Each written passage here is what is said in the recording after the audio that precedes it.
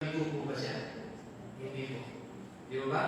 Ang Panginoon ay maraming nariyan, maraming nakikinig. Kaya ano ba ba ang pwede natin katakutan o ipangamba sa araw ng bukas kung tayo mga kanyang mga anak ay sa lahat ng pagkakataon bilang dinidinig ating kanya. Dahil masasabi kung wala tayong dapat ipangamba. Kaya kung sa putipisan natin yung mga susunod na verse, ang sabi dito, sa verse 2, ang sabi niya, "Deliver my soul, O Lord, from lying lips and from deceitful tongues." Diba? Kung minsan po kasi, may pagkakataon na yung mga nasa paligid po natin. Diba? Yung mga nasa paligid po natin na minsan ay hindi natin masabi na lagi pag-save yung kanilang mga sinasabi at magiging kapaki-pakinabang po sa atin. Kung tayo po ay nandun sa gitna na yun, kunyari, minsan, kapag nga ng mga ating preacher, si Brother Ricky, na kung minsan ay yung merong mga negative, mga green jokes, merong mga, minsan hindi natin alam yung pagkaharap natin. Totoo ba o minsan yung sinasabi? Diba? Minsan akala mo, okay siya sa'yo. Kapag hindi siya sa'yo, makakawa siya sa'yo, na parang magod na good kayo. Pero kapag ang sinasabi niya, kasi lumali na napagkalikod mo, tatawa na kapag. Diba? At ang sabi dito, bilang paalala po sa atin, kung ganun tao sa may pagkakataon na gano'n na tayo ay nasa paligid ng ganitong mga tao, kailangan doon maging kalipawan po tayo. Huwag po tayo magpatangay sa kanila, huwag po tayo makisama sa kanila. Sabi nga kayo ni Brother Ricky, hindi ka kailangan habang ikaw ay nakikisama, hindi ka naman dapat makisama. Di ba? Hindi ko kailangan na sinasabi rito, ikaw daw ay kailangan mag-reflect at ikaw yung maging instrumento sa lugar na yun para mabago. Yung exact word doon. Kung baga, kung nandoon ka sa paligid ng mga tao na gano'n, na mga, sabi natin, mga mundo, mga nagkikismisan, o gumagawa ng mga hindi kaaya-aya, sa kalooban ng Panginoon, sabi rito, dapat po ikaw ay isang instrumento doon sa lugar na yun. Para maiwasan daw yung anumang conflict. Diba ba? Kasi, kung minsan, nagkukwentuhan na sila, minsan, akala nila, katuwaan lang yung kanilang gagawin. Kukwentuhan nila, isang kasama ko, isang kilala ko, na, ay nakikitawa ka, nakikisama ka sa kanila hanggang sa magawa yung gusto nila gawin. Pero kung nandoon ka, kung ikaw naging isang instrumento doon para i-remind sila kaibigan, kasama, para hindi yata na wala yung tao, patuloy naman natin, o kaya naman ay gagawin natin yung bagay na yung parang hindi naman natin sa benefits, kaya kailangan daw po ay maging instrumento. At isang puro po tayo muna-muna, kailangan gawin natin yung salita ng Diyos. At sa kung sakaling man po na gagawin natin ito, huwag po natin kakalimutan na bago natin gawin yun. Ipanalangin po natin. Para sa anumang sitwasyon, kung gano'n mabigat yung sitwasyon na yun, ang ating Panginoon ay gagawin tayo, gagawin tayong instrumento upang magliwanag tayo sa lugar na yan. Ang sabi rito, acknowledge that God is the ultimate judge of those who promote deceit and war. Diba? Lagi po natin tatandaan yung sa ganung mga sitwasyon, ano man yung kalalagayan, ano man yung sitwasyon doon, lagi po natin ipapaalala sa kanila na kung tayo po ay magliliwanag doon, na ang pagdating ng panahon ng ating Panginoon ang mawawala po sa atin. Na tayo ay panandalihan lang dito, ang buhay natin ay sandali lamang. At sa bandang huli, ang Panginoon pa rin ang huhusga sa ating buhay. Kahit po, dito po yung mga design ng trabaho natin ay lalo na po sa mga work natin. So, tayo na po ulan namin ay mga teacher na sabi ka ay napakarami na nakapaligid po sa atin. Marami po nakatingin na mga mata na parang bibiglo ka pagka ginawa mo sa bagay mo ay pwede pa tamang klase yan. Research kami ginagawa yun. Pwede pa. Pero kung hindi po natin gagawin, iwasan po natin yung mga bagay na mga mundo at naging tayo para yung may turo ng Panginoon bilang isang Kristiyano, yun po ang makikita po sa atin. Masabi po natin na pagdating ng araw, wala akong nakakita ang ating Panginoon magsukli po sa ating nagagawa para sa Kanya. Yun po ang pinarami natin talaga sa 7 verse po sa Psalm 120. Siguro kung si Brother Diyos ay may makikita ko mamaya ay magdagdag na lang po siya. Siguro Brother, dahil ang picture natin ngayon si Brother Diyos, sigurado ko na mag-reverse ka na para mahilig naman kumawin din si Brother natin. Brother natin, hindi ka mag-awit. Pwede.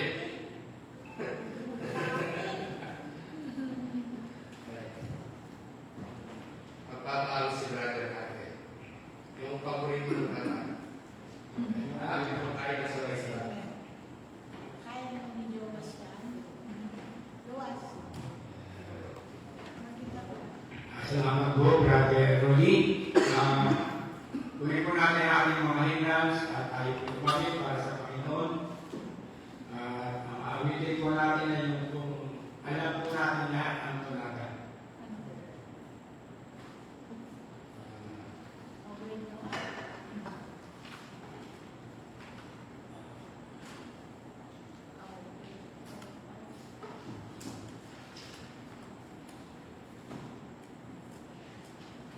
How great thou art, God. He is how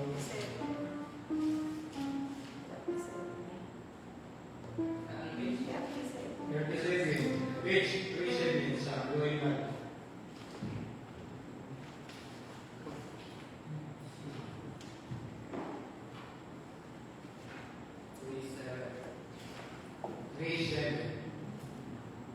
Andiyan na po ba kayo? Makinig po tayo, how great thou art. Verse 1.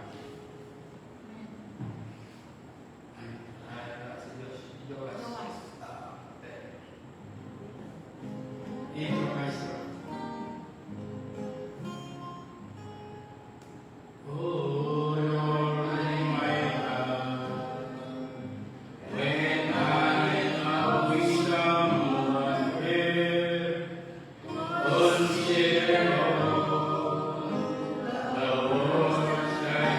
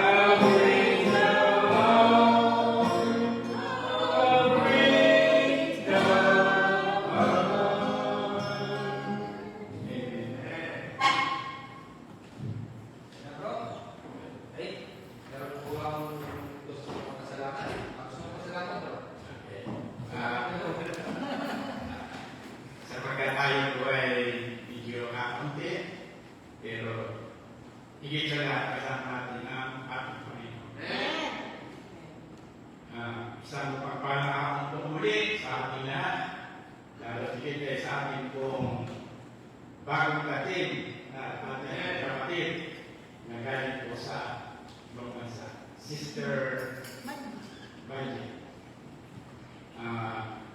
Unang-una po, Lord, may Father God, ako'y taus-pusang nagpapasalamat sa patuloy po ninyong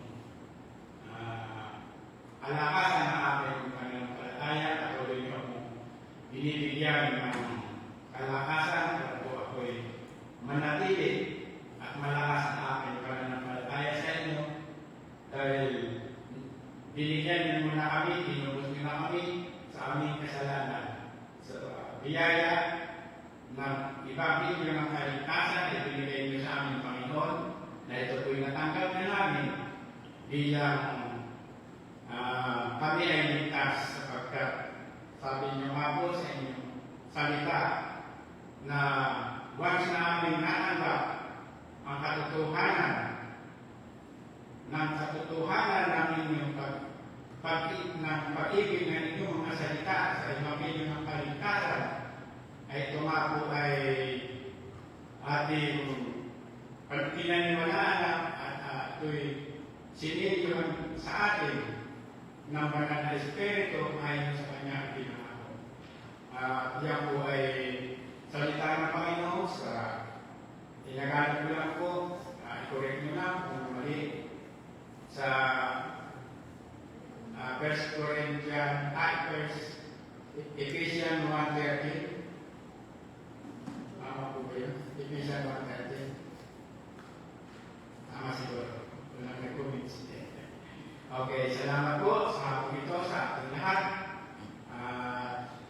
Nawa po ay tayo manaling magpatuloy ng ating pagmamahal sapagkat ang Panginoon ay tayo niligtas at tinawag niya na sa kasalanan. Siya na po ang nagbayad, siya na po ang tumubos lahat ng ating mga pagkakasala, kasalanan, papunta ng impyerno. Salamat, Panginoon, sapagkat kayo po ay tunay, tapat at banal. Kayo po ay very faithful sa inyo pong Ama na aming sinasampalatayaan din sa araw-araw. Salamat sa Diyos Ama na ibinigay niya ang kanyang bugtong anak dahil po sa aming mga kasalanan.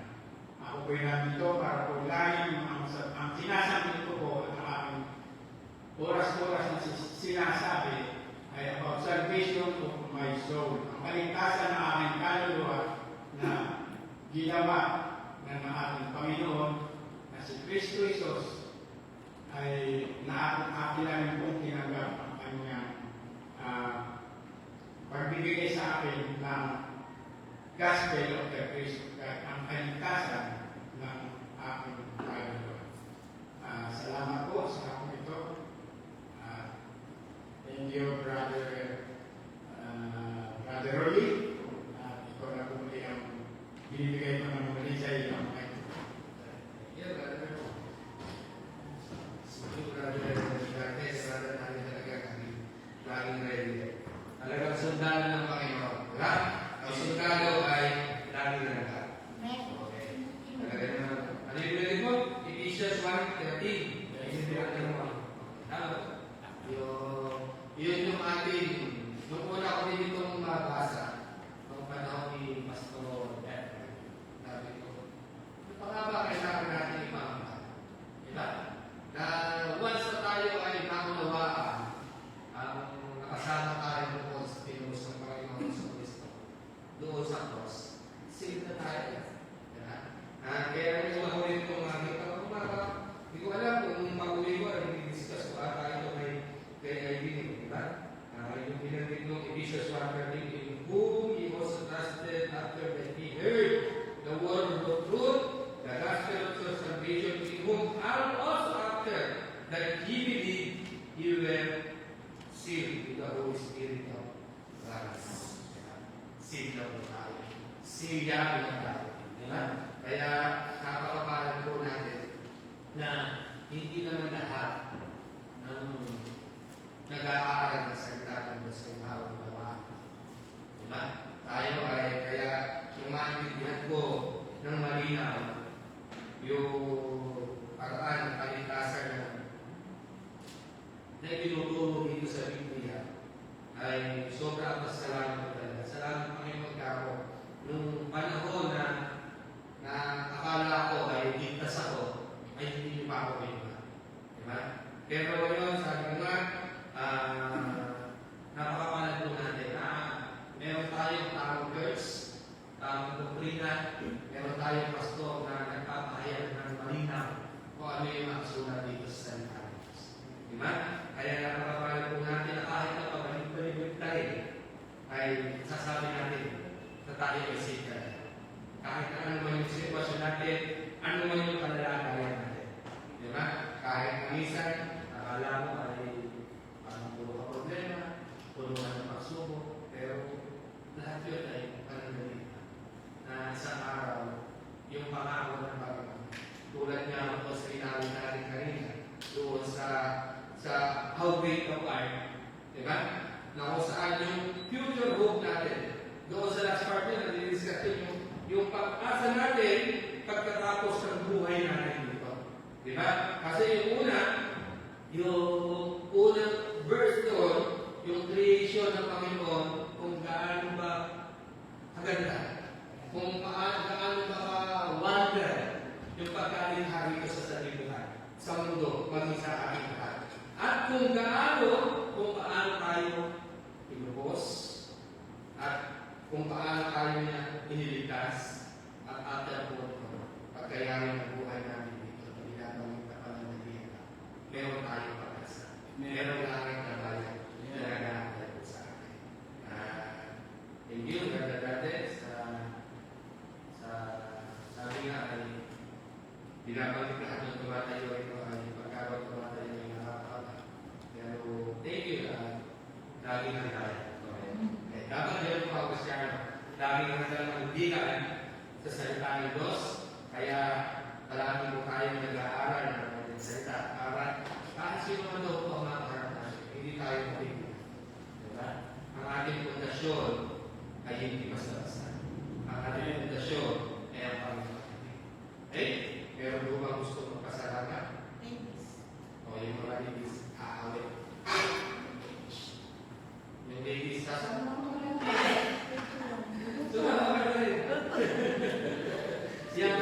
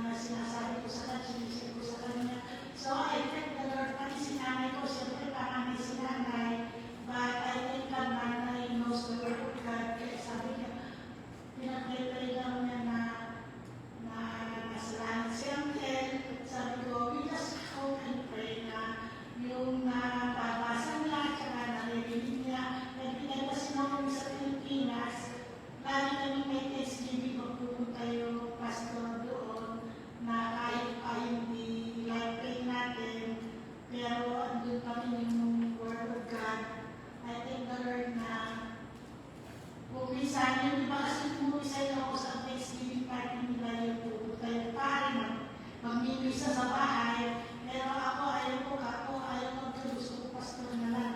Okay, I believe in you. Sabi na, lagi ako na susunod sa decision making nila kahit maghanda. Okay, Wednesday, you choose the food. Ganun lang, kasi ganun nga ako. Kaya tawag sa akin pag nagtatawagan kami nung nasa abroad ako. Sa isa ako nasa abroad ka, wala pa kailan kung magkano yung bill mo. Basta makausap mo lang yung mahal mo sa buwan niya.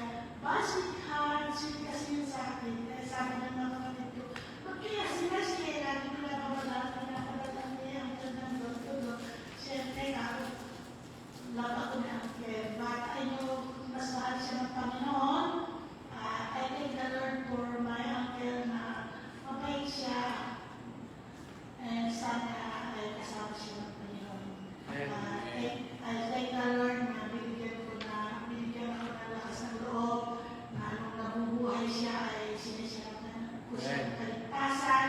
Yan ang pinakamahalaga na ano ko sa kanya, naisip ko sa kanya. Yung nanay ko dinaiintindihan niya yung kaligtasan, kaya nakikili na siya ng nanay ko. Yung tito ko ngayon is 89. I think that sabi ko, Auntie, don't cry, maraming nagbuo sa akin. Ano si Auntie, 89. Dito ko na sakit sa puso. Kaya, thank you Lord kaya yung kanta na namin na, thank you Lord for saving my soul. Kaya pag sinasabi ni Brother Sister Marcel na sana capture na, alam nyo sila nyo, ba't lagi ganun na sinasabi daw ni Sister Marcel, paano naman daw yung mga anak niya na hindi paligtas. Kaya mag-double ako, share mo yung mga mag-anak ko, kung saan sila pupunta. Kaya sila nyo, pag sinasabi ganun, ba't lagi sinasabi ni Sister Marcel, sana capture na. Marami pa daw, di pa daw ligtas yung kanyang manugang, di pa daw ligtas si Kimber. Ano naman yung mga apo ko, di pa nila alam yung kaligtasan. Kaya sabi ko sa kanya, you share the gospel, ako kasi ko lahat ng friend ko, kahit iglesia, kahit saksi, kung ano yung nasa piyan ni Pastor Sinesha ko talaga. Kaya I thank the Lord na yung prayer natin na yung share the gospel sa ating mga kabataan. Thank you, Lord. Amen. Mr. Mercy, ang gagawin mo yung ating part ay nagawa po natin. I-share the word of God. Marami po ibang means na pwede natin gawin. Hindi man natin sila nakakausap personally, pero ngayon, yung pag-share na ay napaalam natin. Kasi ang kaligtasan naman ay, ang sabi nga, ay usa yun na kahit sa words lang, kahit pwede na siya masito. Okay, depende kung paano gagamitin ang Panginoon. Okay. At yung nag-share ka, nag-video siya, doon pinakausap siya na isang maalam sa salita ng Diyos, o isang pastor, pwede mo siya magkakaroon. Mahalaga part natin, nagawa natin, nagpapata natin yung part natin na share. Pero pagdating naman doon sa yung sa rapture ay hindi natin talaga yung Panginoon para nangarangalan. Sa malaga, tayo ay safe na. At habang tayo nandito, habang hindi pa tayo nanubuhay ng Panginoon, ay patuloy natin ginagawa o ano yung ating tungkulin. Ito, siguro,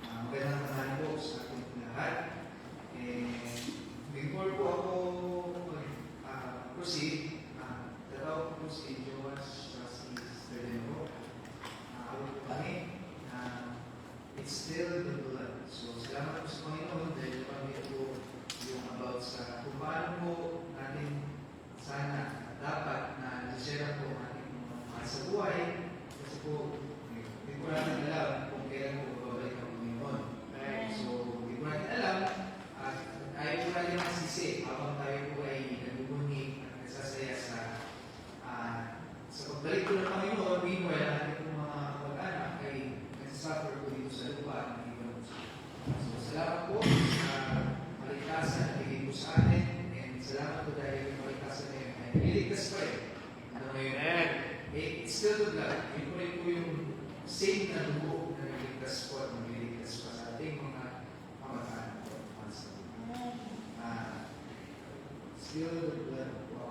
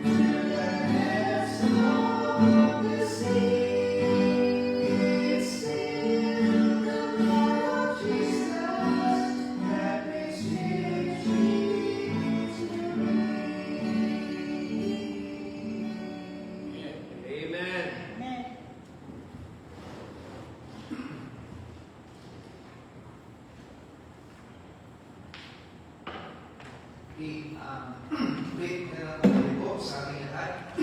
And total, konti lang naman po tayo. I assume na okay lang po. Ito na yung mga talagang sanay na sa mga matagalan. Kasi po yung mga dito, kayo po yung mga I assume, kayo po yung mga sanay na mga batang na ba? Iinan ko na ba yun? Hindi na po may isipin ko kasi ano tayo, 7 medyo. Yung pinag-work ko po kasi ay ito po yung last po sa series natin about music. So ngayon po, pangatlo na to. And ito yung huli dun sa right part na series po natin regarding sa music. Kaso, ang gusto ko talaga is ito doon na may PowerPoint. At medyo hindi ko po natapos o hindi pala ako nagawa. Sinusugar ko. Hindi po ako nagawa talaga ng PowerPoint. Kaya siguro, kalooban na rin po ng Panginoon na hindi po siya may tulong na. Since gusto ko siyempre, mas malawak yung audience natin, mas marami po makakinig. Kasi sayang po, ito pa naman po yung practical part ng teaching natin about sa music. Kasi yung unang part, yung malawak part, lahat po yun ay theoretical o kumbaga, tinuro ko sa inyo kung ano yung sabi ko ng Bible regarding po sa music. Ngayon, ito sana yung huli, ito na yung paano natin i-apply. So ano yung mga kanta na dapat natin kantahin, paano siya dapat kantahin, paano siya dapat tugtugin. So yun lahat ay practical po na ituturo sana natin today. Pero siguro sa susunod na lang po, para din may bala pa ako ang pagka-upulis ko, bibig sa ako, meron pa akong bala. So, sa next step na lang po natin ito ituro since baka po umabot sa limang page.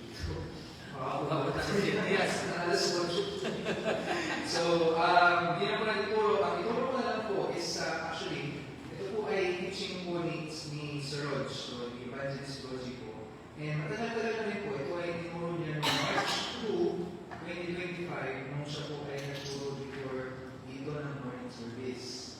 So ito po ay sakto po doon sa isa mga tinuro ni Brother Ricky, kung ano po yung expected po sa atin ng Panginoon. So isa po sa mga tinuro ni Brother Ricky ay the Lord expects us, the Lord expects us to be obedient, to be holy, di ba yun eh? Obedient, holy, yung kasama ko yung group eh. Obedience. Hindi. Obedient, holy, testimony, and growth. Tapos good works, tapos may ayun, faithfulness and growth. So, isa po sa mga binanggit ko ni Evangelist ni Brother Ricky ay God expects us to be faithful and grow. Okay?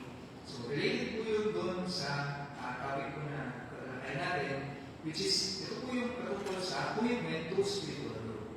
Okay? Kasi hindi lang po basta-basta na sapat na okay, marinig na dapat lumago ako bilang Kristiyano, pero asahan lang natin yung Panginoon na boom, parang kinabukasan, sure na ako bilang Kristiyano. So hindi po gano'n. Meron din po tayong sa part natin dapat natin gawin. Kasi hindi naman po pwedeng iasa lang natin sa Panginoon na, Lord, gusto ko pong lumago. Pero tayo mismo bilang tao o bilang Kristiyano, hindi natin gusto na lumago. So, contradicting po yun. So, paano po mag-work ang Diyos sa atin kung tayo mismo ay wala akong commitment sa paglago spiritual? So, yun po yung pag-usapan natin ngayon, commitment to spiritual growth. Okay? So, basahin po natin, tayo po yung magsagot tayo. And, basahin po natin sa 2 Corinthians 3 verse 18. Okay? 2 Corinthians chapter number 3, verse 18. So, papakapiyon ko lang dito ito since hindi ko rin po masyado na-prepare yung hindi ko rin po na-start masyado. But, Lord willing, Panginoon na lang po bahala sa atin sa hapon po na ito. Okay? Pray for me din po na ituro ko ito ng mga Diyos. 2 Corinthians 3, verse number 18. 2 Corinthians 3, verse 18. I hope nandiyan na po lahat. Okay, basahin po natin.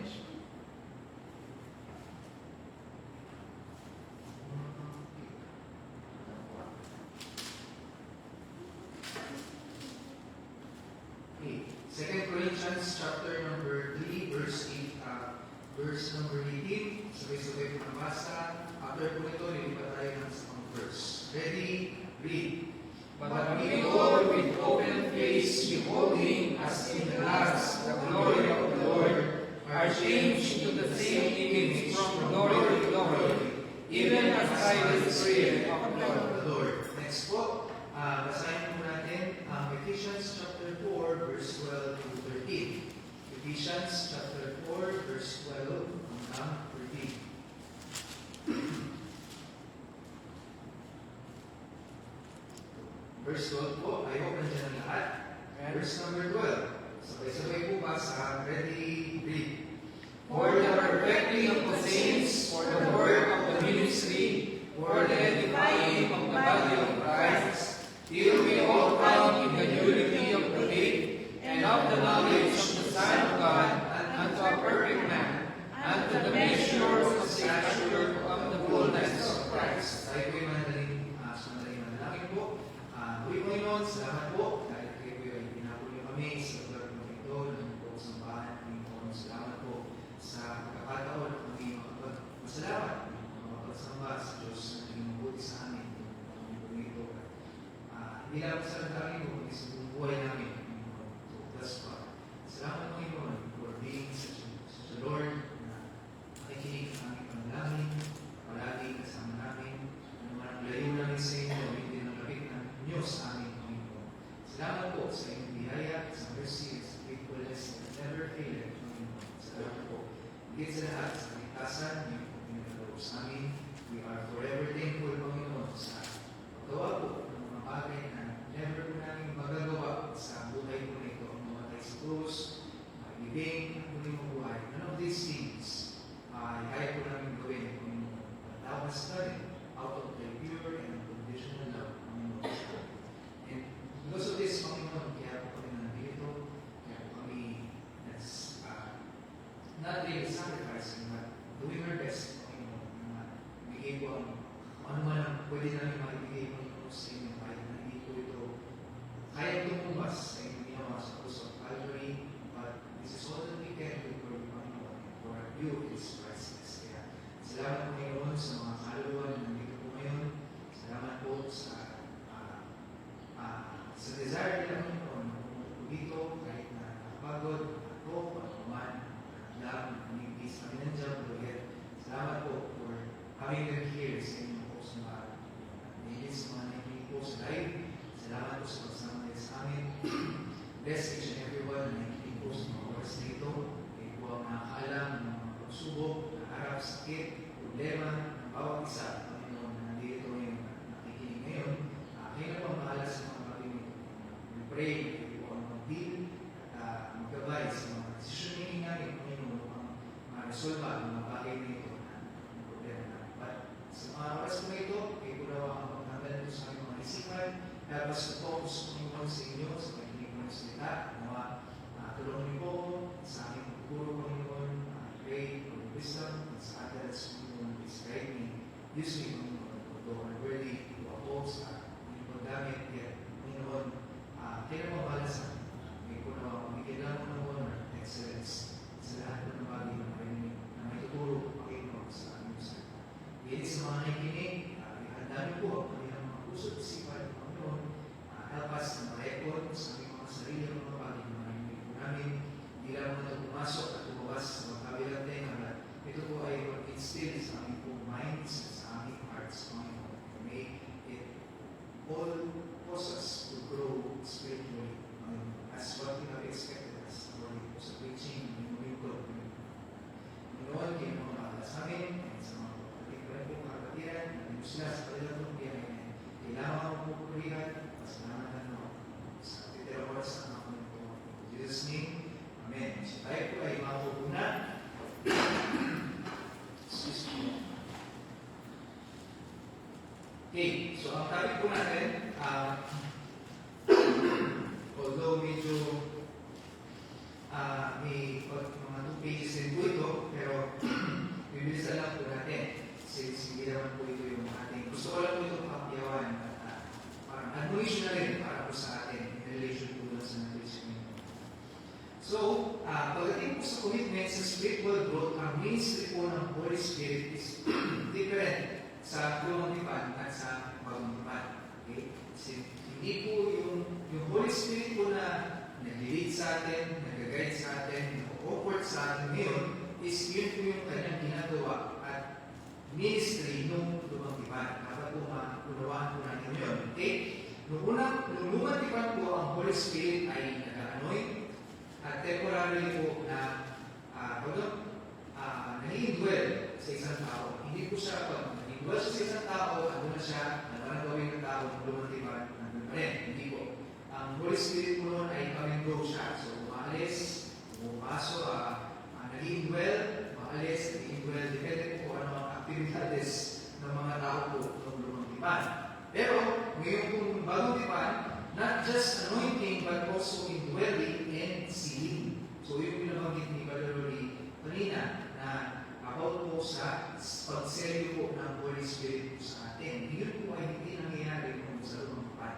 Okay? Never po na nangyari sa buhay at history po ng Bible before New Testament na meron pong sinelyuhan ang Spirit at hindi na po yung tanggal. Ever.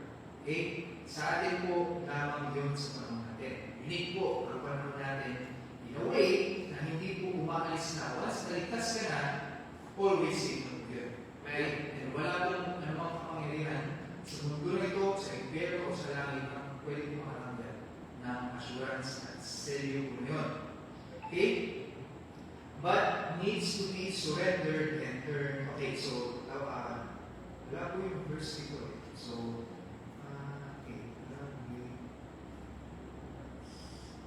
okay. So next po, ngayon, so ngayon po, tuloy po natin, for where the Spirit of the Lord is, there is liberty.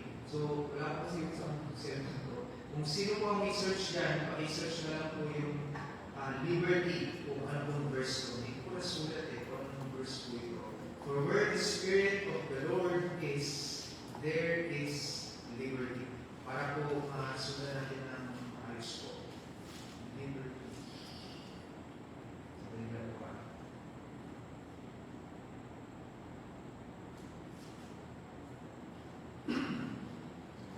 Liberty. Kung may makahanap po, sabi na lang.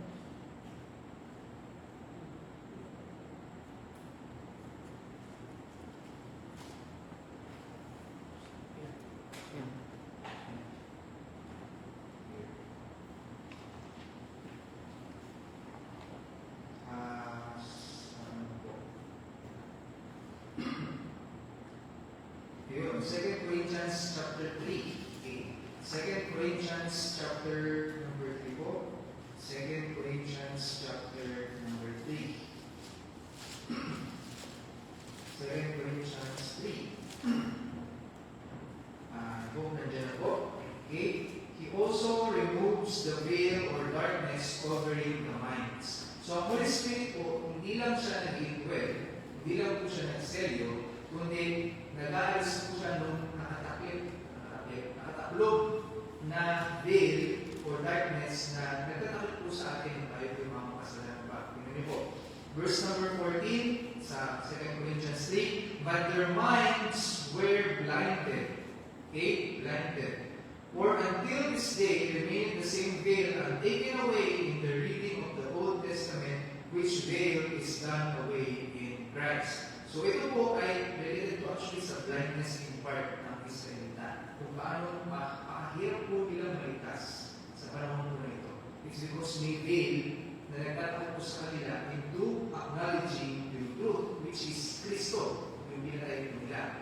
Ngayon, ang Holy Spirit po, isa rin sa mga ginawa niya, is tinanggal po niya yung veil niyo.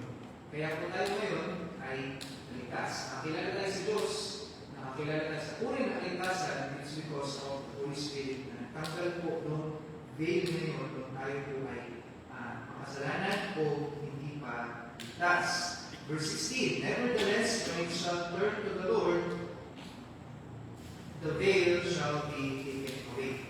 Tayo sa verse number 17, now the Lord is that Spirit, And where the Spirit of the Lord is, there is liberty. Okay?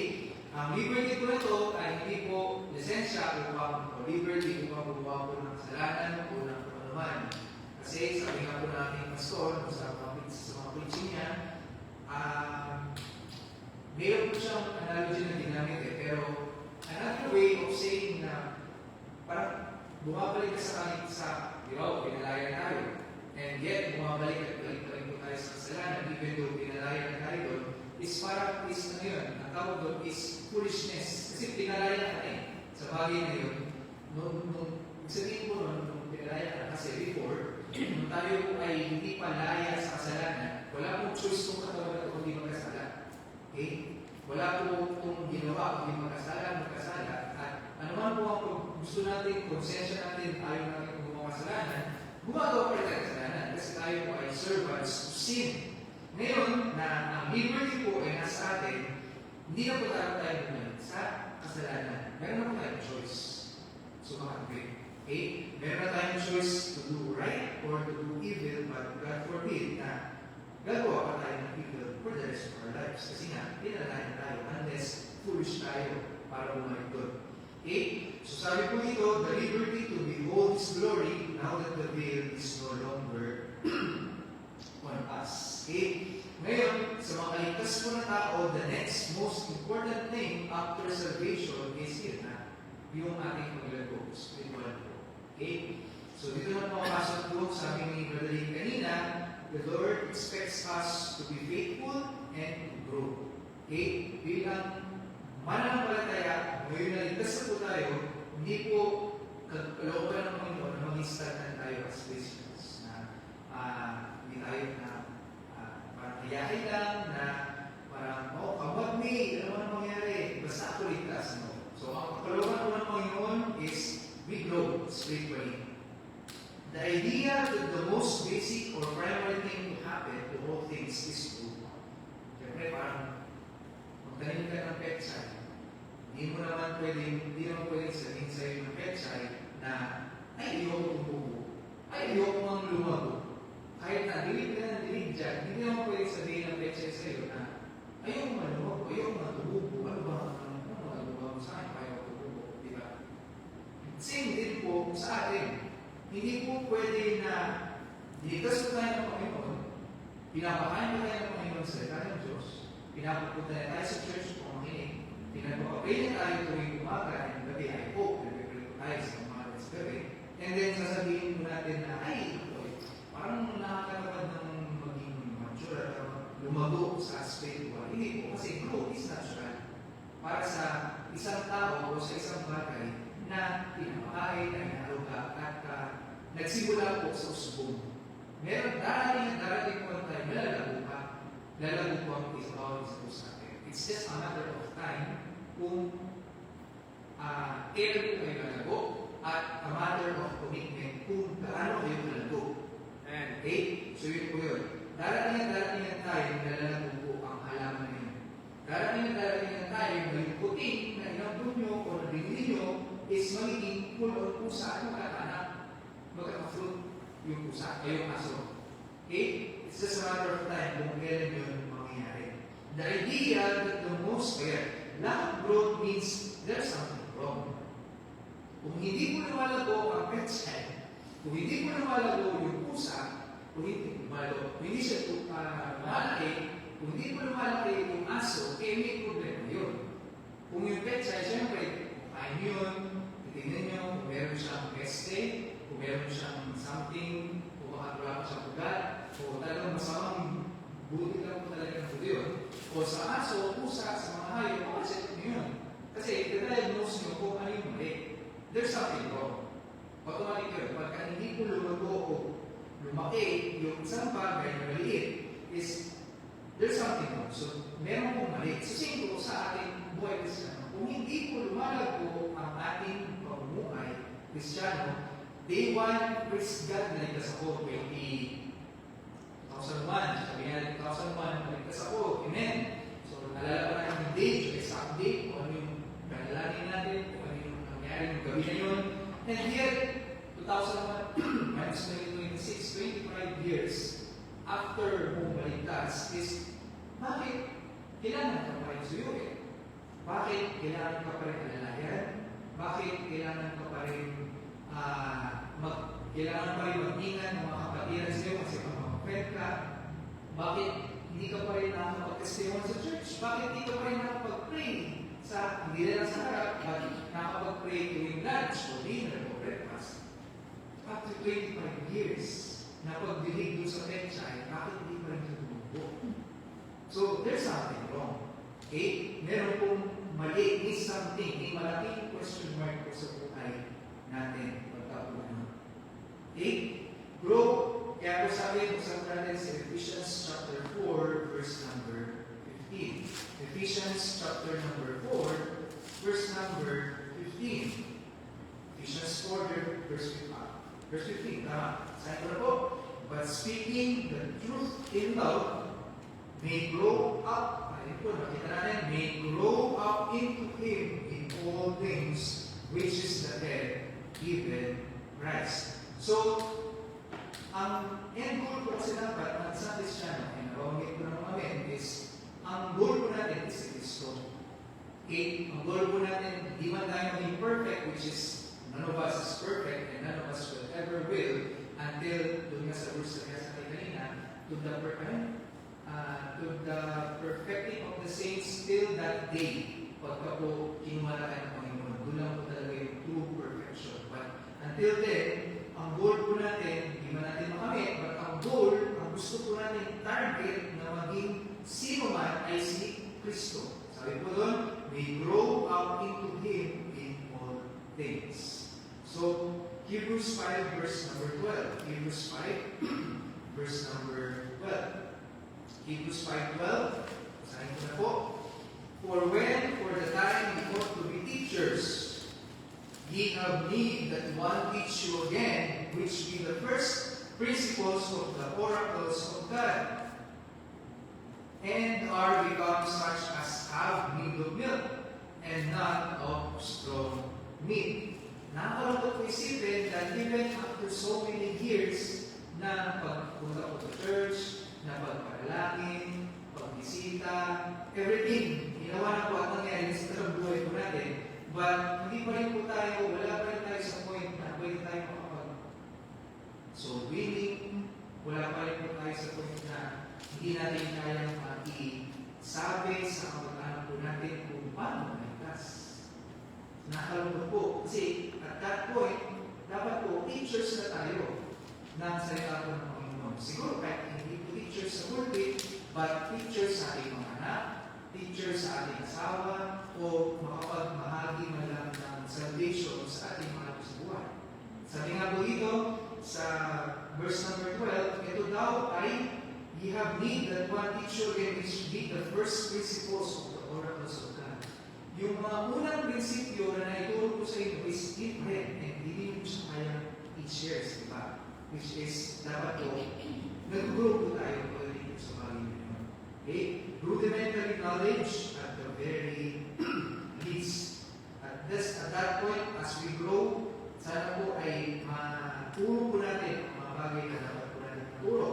Sa mga, of course, hindi naman po lahat ng tao o hindi naman po lahat ng men is may capability po na mag-teach talaga in-depth ng salita po ng Panginoon. But at the very least, ang sabi ng Panginoon, sabi doon, first principles of the oracles of God. Even, I think, pinaka-basic po is okay na po yun as long as makituro po natin sa iba.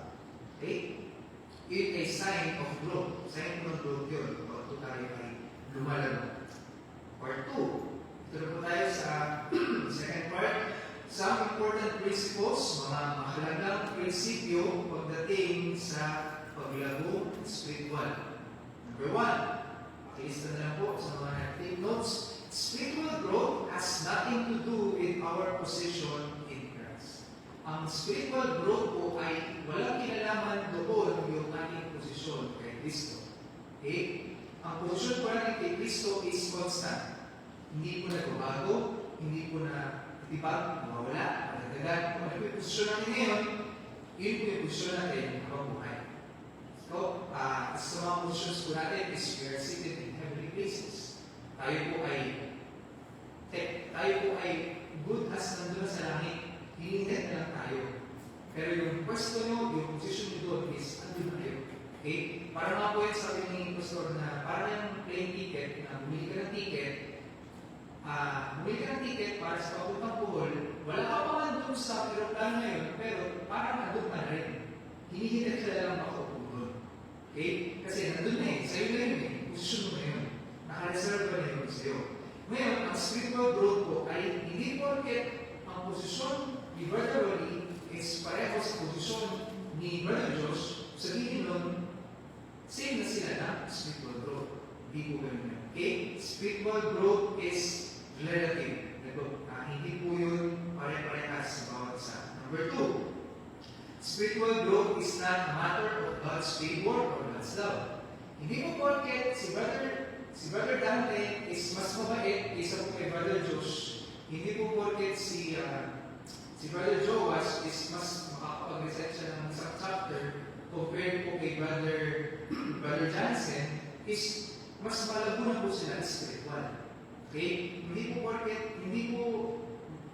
porket mas malago na spiritual ang isang kapatid is mas mahal siya ng Diyos. Hindi po. Never. Okay? Hindi po yung sumatan ng pagmamahal ko o ng favor na Panginoon. Number 3. Bago po number 3, 1 Peter 3 verse 2. 1 Peter chapter number 3 verse number 2. Sahin po natin 3 verse 2. Patungkol po ito sa sorry po, 1 Peter 2 verse 2. Ito sa wives po kasi yung 3 verse 2. 2 verse 2. Verse 1 muna. Wherefore, laying aside all malice and all guile and hypocrisies and envies and evil speakings. I-lay aside po natin mga bagay ngayon. But anyway, now verse 2. As newborn babes desire the sincere milk of the word, that ye may grow thereby. Okay? So number 3, spiritual growth has nothing to do with time. Okay? So sabi po ron, Hebrews 5 verse number 12. Hebrews 5 verse number 12. Sinabi ko natin kanina na medyo may factor po at time pagdating po sa spiritual growth, pero hindi po natin dapat asahan din at the same time na hindi porket si Brother Josh ay ligtas na for 50 years ay maasahan ay magiging ganito na dapat yung kanyang maturity. Okay? Kasi ang spiritual growth po is primarily decided by Hebrews 5 verse 12. Hebrews 5, although may factor po ang time, but hindi po siya yung deciding factor upang madikta ano po yung dapat mag-grow ng isang Christian. Hebrews 5, verse number 12. Pero syempre, sa bilang tao, mapaisip ko talaga tayo kung matagal na ligtas, pero meron pa rin ang ating pag-ugali, medyo mag-release po yung question. Bilang tao, syempre, nandun pa rin yung natural na curiosity na isang tao sa ganun mga bagay na hindi na make sense. But, sabi nga po sa 5:12, for the time you ought to be teachers, ye have need that what teach you again, which be the first principles of the oracles of God. So, growth, ito yung nasa kanina, growth is not realized by time, but by the believer's commitment to growing.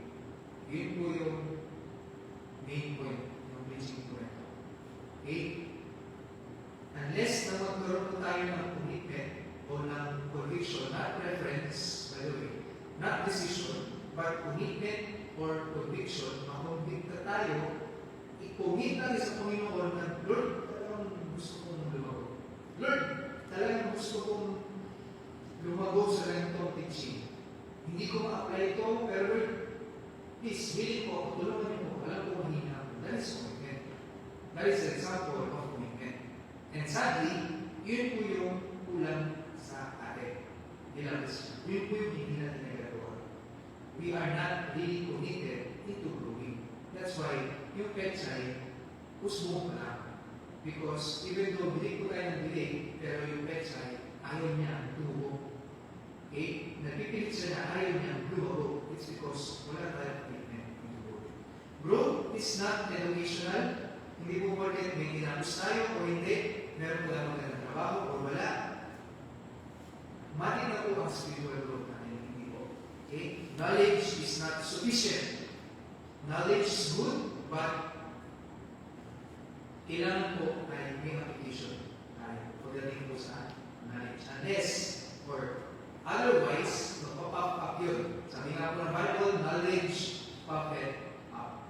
But charity, edifying. Maganda pong may mga alam, maganda pong alam natin yung tungkol sa music na tinuturo natin for the past 2 weeks or iwawalay ko na 2 weeks. But ano po yung magiging silbi ng teaching po natin or knowledge po natin sa music if wala po tayong commitment to apply yung knowledge. Ayan. Okay? Wala lang. Narinig lang po natin uwi, then wala. Tuloy lang po sa buhay. But without commitment, spiritual growth is close to impossible. Okay? Number 5. Growth has nothing to do with activity. Matthew chapter 7, verse 22 to 23. Matthew chapter number 7, verse 22 to 23. I hope nandiyan na po dahil babasahin ko na. 22. Many will say to me in that day, Lord, Lord, have we not prophesied in thy name? And in thy name have cast out devils? And in thy name done many wonderful works? So may mga nagsasalit, papasalin po sa Panginoon dito na, Panginoon, di ba kami ay nagpalayas ng mga demonyo sa mga tao? Hindi ba kami parang, marami kami nagawa para sa iyo, Panginoon. Gawin natin, 23. And then will I profess unto them, I never knew you. So sabi ng mga tao, Panginoon, dami ko nagawa para sa iyo. And yet, sasabihin ng Panginoon sa kanila, and then will I profess unto them, sino ba? I never knew you. Depart from me, umalis ka sa harap ko, ye that work iniquity. So hindi po porket masipag ang isang kapatiran at yung isa is parang nagdala. Hindi po porket ang isa is wala sa ngayon sa tabernacle at ngayon po tayo ay nandito. It's not a basis of growth. Okay? Growth has nothing to do with activity, although it helps, of course. Kasi faith comes by hearing and hearing by the word of God. And malaking bagay po ang activity pagdating po sa ating buhay spiritual. But it is not a final determiner of spiritual growth. Okay? Hindi po siya dapat active sa church, mature. Hindi po gano'n. Okay? Nakakatulong siya, support, but it is not equal to parang equal, parang equivalent agad. Okay? Number 6, spiritual growth has nothing to do with prosperity. Hindi po porket may kaya ang isa mahirap, hindi porket may pang-cellphone isa, ang isa wala, is, ay, naku, sige. Brother Ganto, ay napaka-lalo na pala yung spiritual kasi may nakita akong makakalin something na hawak-hawak. No. So, hindi po yun. Hindi po sa atin yun ng spiritual growth. Number 7, spiritual growth is not passive. Okay? Hindi po siya parang investment. Hindi po siya parang business natin na hayaan mo lang, kikita po tayo. Okay? Passive income, tawag po doon. Hindi ka gumawa, hayaan mo lang nakapapap dyan sa savings account mo, kikita ng interest, hindi po ganoon ng spiritual growth. Okay? Spiritual growth ay hindi ka po lalago pagka passive ka lang na parang, ay, kaya ang ulam sa lunch after the church, after the morning service. So, hindi po ganoon. Hindi po pag passive, wala po tayo expect na spiritual growth. If tayo po ay passive, pagdating po sa ating buhay Kristiyano, we have, again, to be committed na lumago. Otherwise, there's only so much that the Lord can do sa buhay natin. Kung ayaw natin ourselves, ano po? 8 na po.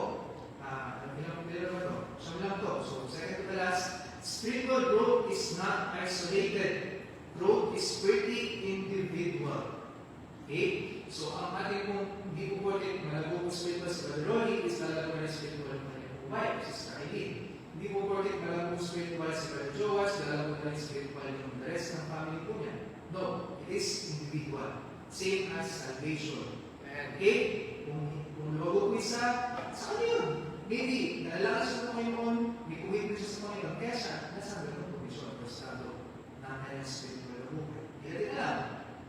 Panginoon at siya lang nakakaalam. But God has gifted us people who had gifts that will edify you and you edify them. Okay? Hindi po porket ang spiritual growth is individual, is hindi na po tayo dapat magtipon-tipon mag-fellowship. Kasi sabi nga po ng Bible, ang bawat isa po sa atin ay may regalo bigay sa atin ng Diyos. May regalo ka upang magsalita, may regalo ka upang magturo, may regalo ka magpupunin ng debate, may regalo ka upang magkaya sa mga kapatiran ng mga song offering. Hindi ko lahat may ganun heart, hindi ko lahat may ganun desire at gift. Lahat po tayo ay iba-iba. That's why the Lord, sabi nga ng Hebrews, not forsaking the assembly of ourselves together. Huwag natin i-forsake yung assembly ng bawat isa po. Okay? Especially sa panahon po na ito na palala na po ng palala ang mundo and marami na nagbabadyang mga kung mga gera po dyan sa labas natin. I'm not sure kung nakikinig po kayo ng mga balita or aware po kayo sa mga nangyayari outside of our country, but marami po nangyayari and not for the better ng mundo po na ito. So, all the more reason para po tayo ay hindi forsake ang assembly. Kasi every one of us is with the gift na pwede po makapag-bless sa isang tao na in turn magiging way para lumago siya sa Pilipan. Okay? Malay mo, hindi mo alam na may tumitingin para sa iyo na nagiging example ka pala, tapos umatet ka, panayin ka natin, at napapansin niya na, parang nakakabless ng sister. So, gagawin natin. It's not that tumitingin tayo sa tao, but tumitingin tayo sa Diyos, but at the same time, we also see ano yung mga pwede natin makuha na gifts ng ating mga kapatid. Okay? Kung marunong ka magsalita, share it sa pulpit. Kung marunong ka mag-play, why not? Play. Kung marunong ka mag-memory verse, mag-memory verse kayo sa harap. Huwag natin sarilitin kasi hindi natin alam kung ano po ang spiritual growth o maiaambag natin sa ibang kapatid. Pagdating sa spiritual growth. Number 9, ulit. Spiritual growth is not absolute. Sabihin natin, growth is relative to that person. Hindi mo porket anak ko ng pastor, ang growth niya is constantly na to the highest. Like, through the roof yung kanyang spiritual growth. Hindi po gano'n. Hindi po absolute ang spiritual growth. Like, steady, everyday, consistent, na lumalago, Kristiyano, hindi. Kasi everyday, meron po tayong pinagdaanan. Everyday, meron po tayong meditation dyan. Everyday, meron po tayong struggles, grievances, sa family, sa co-teachers, sa mga co-workers, sa mga co-students po natin. So, it affects our growth. It is relative. Depende po yun sa tao. Being saved does not mean, does not mean na sure na po ang ating growth. Kasi again, we have to be committed sa ating buong paglago. Otherwise, mangyayari sa atin kung hindi po tayo mag-commit. Spiritual growth is matching my practice with my position in Christ. Ephesians 4:13, nasa part 3 na po tayo. Ito na po yung ating practical application. So, Ephesians 4, verse 12 to 13. Ephesians chapter 4, verse 12 to 13. Ito po yung pagpapol sa perfecting. Sinabi po natin kanina. Verse number 12, simulan po natin sa 11. And He gave some apostles, and some prophets, and some evangelists, and some pastors and teachers. Navigation ng mga pastor, evangelists. Para po sa atin, 8, there are gifts. Bigala po sila ng Panginoon. For the perfecting of the saints, para po ma-perfect tayo, kasi napansin niyo po ito, perfecting, it is progressive. Okay? Hindi po porket nalikas ka, perfect ka na. Hindi po porket likas ka, hindi ka na makagawa ng mali. Sabi dito, continuous po ang ating pag-perfect. Okay? And araw-araw po yun, hindi po natatapos yan. For the work of the ministry, for the edifying of the body of Christ. Verse 13. Till we come in the unity, we all come in the unity of the faith and of the knowledge of the Son of God, unto a perfect man, unto the measure of the stature of the fullness of Christ. Until that day na puri na po tayo ng Panginoon. So, yun po yung ating perfection. Okay? But, habang hindi pa po nangyayari yun, dapat i-match po natin yung ating practice sa posisyon po natin kay Kristo. Ano ba posisyon natin kay Kristo? Ang posisyon po natin, ligtas tayo, anak tayo ng Diyos, tayo po ay co-heirs, ng Panginoon. So dapat, umasta po tayo o mag-practice tayo in a way na karapat-dapat po sa posisyon po.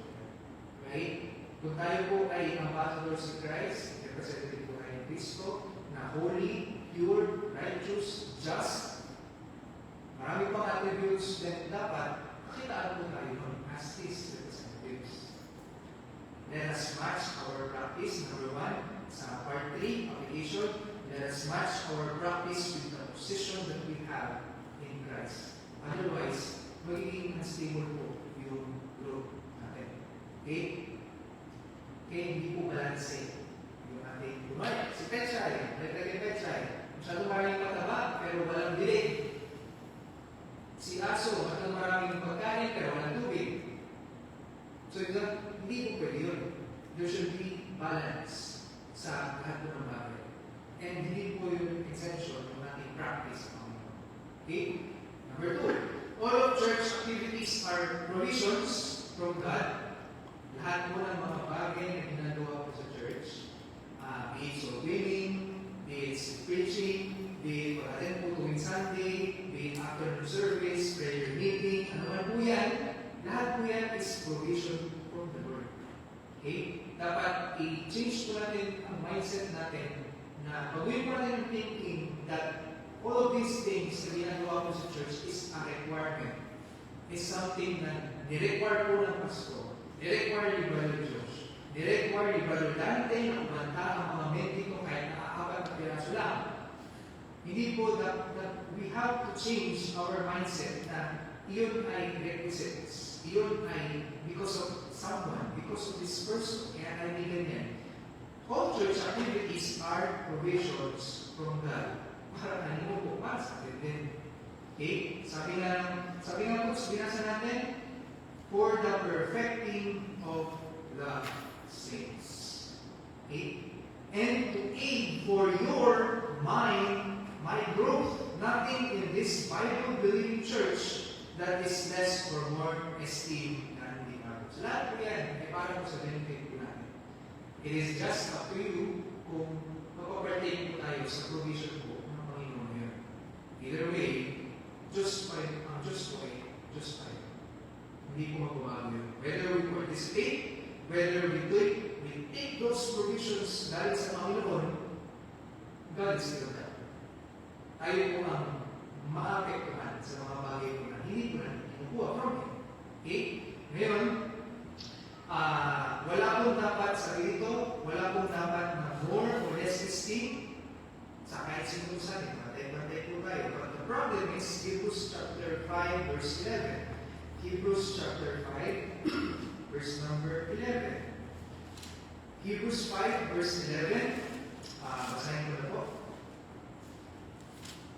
Of whom we have many things to say. Simulan ko natin sa 10. Told of God and high priest after the order of Melchizedek, of whom we have many things to say and hard to be uttered, seeing we are dull of hearing. So, ang hirap na po sa atin is, dull po yung hearing natin. Minsan, marami pong provision ng Panginoon through preaching, nagsasabi ang preacher that the Lord expects us to be faithful, the Lord expects us to be holy. These are the music that we have to listen to. These are the music that should focus on melody at on rhythm. Dapat makakabuti na hindi kayo mag-touch. But the problem is, according to verse 11, ye are dull of hearing. Mahirap po na ang isang nakikinig is natatakot na natin. Hindi niya marinig o rather, hindi niya gusto marinig kung ano po yung mga provision sa kanya binibigay ng Panginoon. And nakatakot po yan kasi isa po sa mga sense ng apostate church is wax gross na po yung heart ng mga members. Dull of hearing ang mga members, wax gross yung kanilang, alam mo yung wax gross? Sabihin namin parang, alam mo yung sebo na galing mo sa mga kaldereta, ganyan. So parang di ba po pagka tinambak nyo lang yung sa lababo, kinabukasan nyo pa ma-i-drain yung tubig na sobrang kapal, sobrang lapot. So ganun dito, parang ang laki na ng kinapal o yung hinanhid yung hearts natin to the point na ano man ang ituro, ano man ang ipukul, ano man ang i-admonish natin, wala na. Parang wala na lang dating sa atin. That's our problem. Okay? That's why our growth is stunted. That's why stuck tayo sa milk. Hindi tayo maka-absorb ng meat, ng doctrine, mystery of iniquity, mystery of godliness, mystery of the body of Christ, mystery of indwelling. Yung mga bagay po na yan, napakalaking interesting po mga bagay yan na talagang reserved lang sa atin, sa panahon po natin.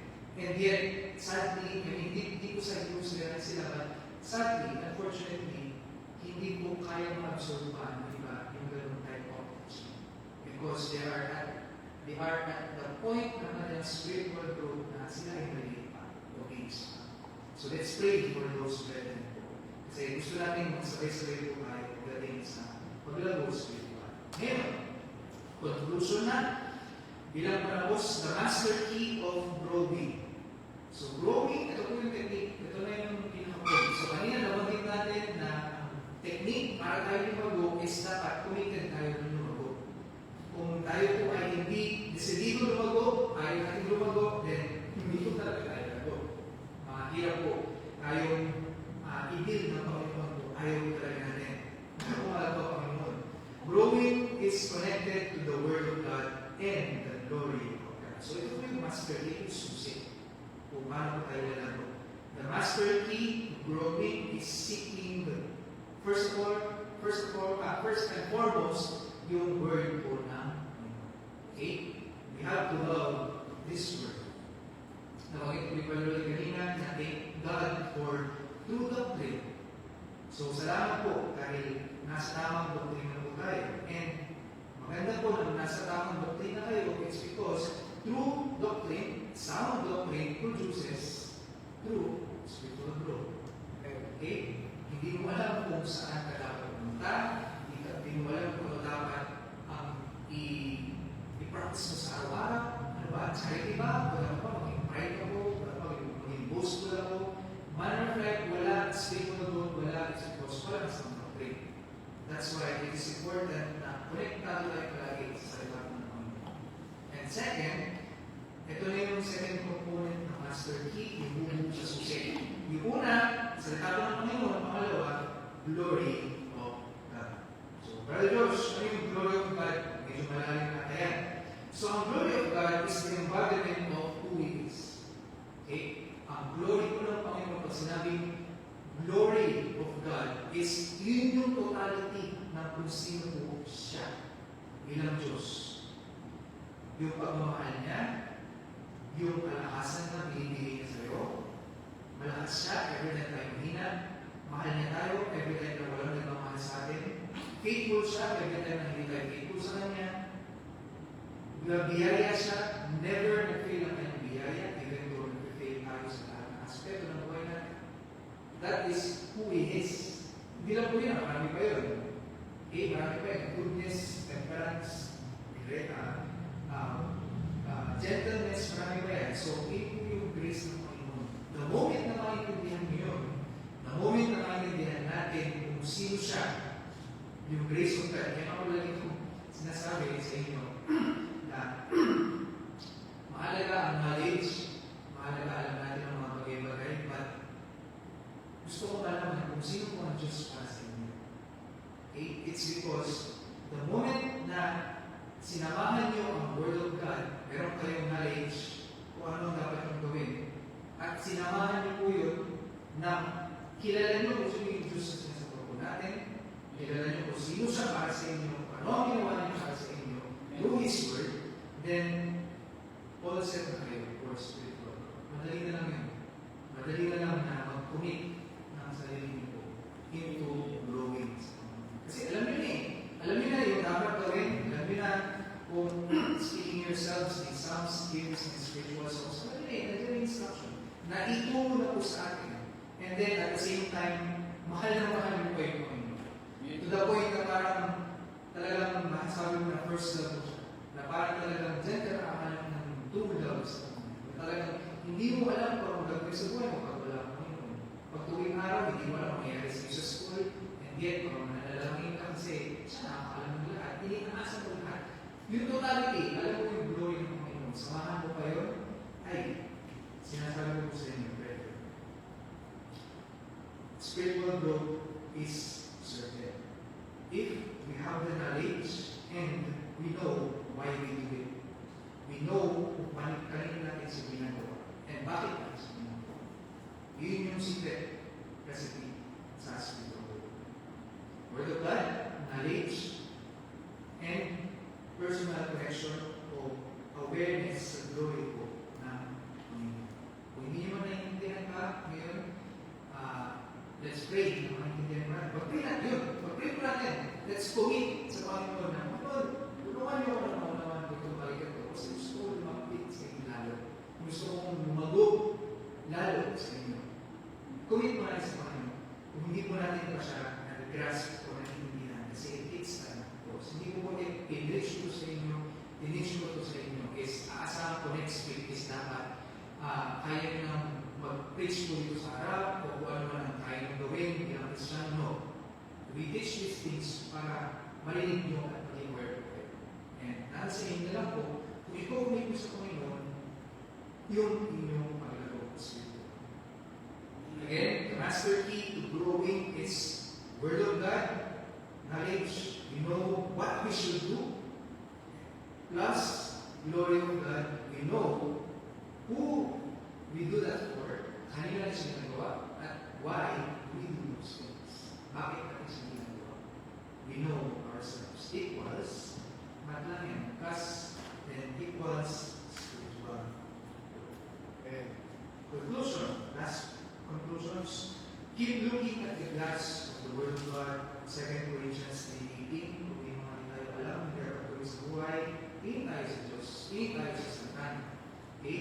Meron tayo mga pagpapasyan, dapat natin big decisions, dapat natin gawin sa buhay, sa trabaho, sa church. Look at the glass of the Word. See the world through the Word. Be committed sa inyong growth. Hindi ko pwede na atin tayo, alis, kaya po, wala ko na sila rin, every conference, every Sunday service, every camp meeting na parang, may mga narinig po akong gano'n, hindi lang sa atin, sa mga churches of Life Faith, sa mga kapatiran po, mga people sa ibang churches, na parang, yung kapiging, parang gano'n lang din naman, parang hindi naman nagbago, parang gano'n, hindi naman din bago. But the point is, hindi naman kailangan maging bago ng isang conference at ng isang teaching. Hindi kailangan maging bago ng Bible para makakuha tayo ng something from it. We just need to change our perspective na hindi po, and kailangan natin baguhin na dapat alam natin yung heart natin sa Panginoon every time na nakikita ko tayo ng that way, hindi natin sabihin, ay, wala naman ba? Nagsasabi na ako ng kalipas, wala naman din ako napala. It is because hindi prepared and committed yung heart mo makinig at i-apply kung ano yun. Kasi sabi na ng Bible, every word of God is profitable. Okay? Wala akong salita ng Diyos dito na naisulat at hindi naman po niya hayaan na ma-inspire at makitranslate ang daming namatay ng mga tao makitranslate na ito kung hindi po profitable ang bawat word na nandito sa salita. Okay? Meron at meron po yan. It's just a matter of our diligence at seek nung gusto natin malaman at kailangan natin malaman at commitment para may apply po sa buhay natin. Okay? We need commitment for spiritual growth. Behold, and adjust to the glory of God, and you can change your standards to who Christ is. Alamin natin kung ano po yung glory of God. Ano yung glory of God? Ano yung call? Bakit siya call? Bakit siya pagmamahal? Bakit siya faithful? Bakit siya gracious? Alamin natin yung mga bagay na yun. Pag kami nag-preach dito na about sa grace ng Panginoon, about sa doctrine, about sa love niya, let's take all diligence and commit natin na malaman yung bagay niya. Kasi once na malaman natin yung glory of God, again, it equates to spiritual. The Word of God, again, ang iwan ko po na equation sa inyo, although hindi po, ayaw ko nag-equate math, but ang equation or ang formula for spiritual growth is the Word of God plus the glory of awareness kung sino siya. We need to learn what we should do with His Word plus why we do it and who do we do it for. The glory. It was spiritual. Yun po yung master key ng po sa spiritual. Kung napapansin nyo si Brother Ganyan, ang iba to, parang iba yung wisdom nito may Brother Ganyan. Maybe, most probably, it's because andun na siya sa awareness niya, sa glory ng Panginoon. Andun na siya sa knowledge niya, sa Word of God. Na pinag-pray talaga yun. None of us starts sa perfect level. None of us start sa level 100. Lahat po tayo nag-start sa pinakababa. Okay? Hindi po tayo makasalanan tayo, nag-is tayo, kinabukasan, pasok na tayo. Never po nangyari yun. It is gradual growth. Again, depende na lang po yun kung ikaw ay committed mag-grow kasi kung hindi, ang ganda lang yung petsa. Ang ganda lang yung pusa. Ang ganda lang yung pusa. Hindi siya lalaki kung hindi siya nagsibigo. Okay? Spiritual growth is Word of God plus the glory of God. And that's everything. Ang gusto ko i-share. The commitment to spiritual growth. Tayo po yung manalangin. Panginoon, salamat po sa mga salita niyo, Panginoon, that always reminds us, always admonish sa amin. Panginoon, marami po kami kulang sa inyo. Marami po kami mga bagay na hindi ko nagagawa. Mga bagay na nagagawa na hindi po namin dapat gawin. But salamat Panginoon sa inyo pong mga salita. That you have left us with your word na nag-guide sa amin, na nakukuhanan namin ng references to what we should do, Panginoon, sa buhay ko. And at the same time, salamat Panginoon dahil nandiyan ko palagi. Salamat Panginoon dahil ikaw ay Diyos na hindi kami pinabayaan. Ikaw ay basta-basta niligtas lang. Let us, with thy love, provide kami ng kalakasan, mahal, biyaya, marami mga bagay na hindi namin karapat-dapat. Salamat Panginoon sa mga bagay ko nito. Thank you Lord, dahil ligtas kami. Salamat Panginoon na na-enjoy ko namin itong mga bagay nito. Na-enjoy ko namin lahat ng posisyon, lahat ng mga blessings. Meron ko kami Panginoon only because of that what thou hast done sa personal life. Salamat po Panginoon muli sa pagkakataon ng nagkaloob sa amin, ang maaral po ng salita, to be reminded sa kung paano dapat maging committed kami Panginoon talaga sa aming spiritual growth. Otherwise, wala pong mangyayari sa aming mga we will still be stunned, we will still be babes in Christ, Panginoon. Wala pong mangyayari sa aming growth kung hindi po kami desidido, convicted, committed, lumago, Panginoon. O Lord, help us sa mga nakakinig po, ang mensahe ko ito, tulungan kami na since this day, we're starting this day, help us na maging committed. Ay handa lagi ng aming hearts, ay kinig ng salita, na magkaroon po kami ng committed heart, Panginoon, kung i-apply ang mga salita niyo na ituturo po sa amin, Panginoon. Hindi man po agad-agad, but gradually and in your time, ay ipulawa ang siyang una sa spiritual growth ng bawat because our end goal is great. And we still have a long way, a long journey ahead of us into achieving that goal, which is great. But malayo man, matatake pa namin, but through the grace, we will. Kaya na po ang bahala po sa amin, sa kung manandalihan ko ito ipalay, natin na kami, sa ating pagbiyahe, natin po ang estudyante namin, mga kapatiran, punta pa lang sa mga schools,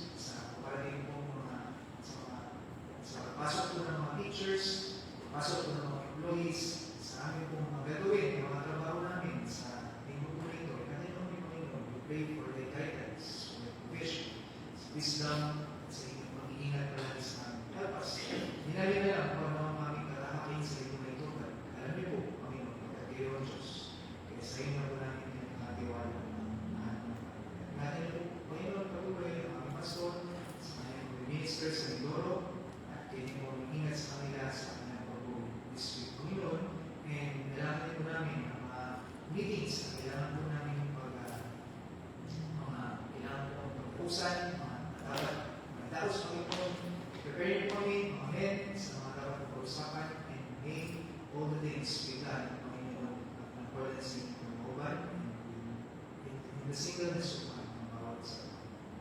Tapos, okay pa rin ang mga pulihan sa dating puli-pulito and ginawa alam sa wait, salamat po. In Jesus' name we pray. Amen. So, tayo po yung umawit ng isang awit sa Panginoon, then tayo po ay dismiss na. Pagkakit po natin ang God be the glory. Page number 449. To God be the glory. Page 449. Page 449, tayo po ay nasubayo. Tayo po ay lahat. And lagyan po natin kahit first and third stanza lang. First and third stanza. Ready?